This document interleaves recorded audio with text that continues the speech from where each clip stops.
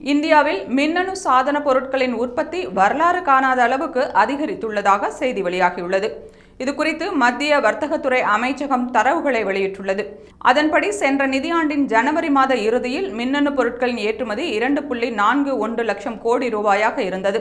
இந்த நிதியாண்டில் 10 மாதங்களை நிறைவடைந்துள்ள நிலையில் மின்னணு சாதன பொருட்களின் ஏற்றுமதியானது 2.5 லட்சம் கோடி ரூபாயை எட்டியுள்ளது.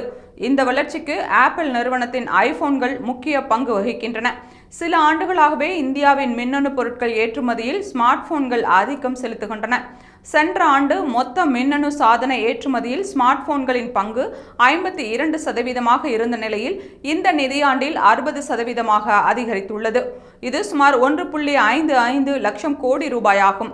இந்த ஆண்டின் ஜனவரி மாதத்தில் மட்டும் 25,000 கோடி ரூபாய் மதிப்புடைய ஸ்மார்ட் போன்கள் ஏற்றுமதி செய்யப்பட்டுள்ளன. இதில் ஐபோன்கள் மட்டும் 16,500 கோடி ரூபாய்க்கு ஏற்றுமதி செய்யப்பட்டுள்ளன. இதனால் ஒரு மாதத்தில் மட்டும் மின்னணு சாதனங்களின் ஏற்றுமதி 85% அதிகரித்துள்ளது என்று வர்த்தகத்துறை அமைச்சகம் தரவுகளை வெளியிட்டுள்ளது. இந்நிலையில் இந்தியாவின் மின்னணு சாதன ஏற்றுமதி இதுவரை இல்லாத அளவுக்கு உயர்ந்துள்ளதாகவும் இதற்கு மத்திய அரசின் PLI எனப்படும் உற்பத்தி சார்ந்த ஊக்கத்தொகை திட்டம் மிகப்பெரிய பங்காற்றி இருப்பதாகவும் மத்திய மின்னணு மற்றும் தகவல் தொழில்நுட்பத்துறை அமைச்சர் அஸ்வினி வைஷ்ணவ் கூறியுள்ளார்.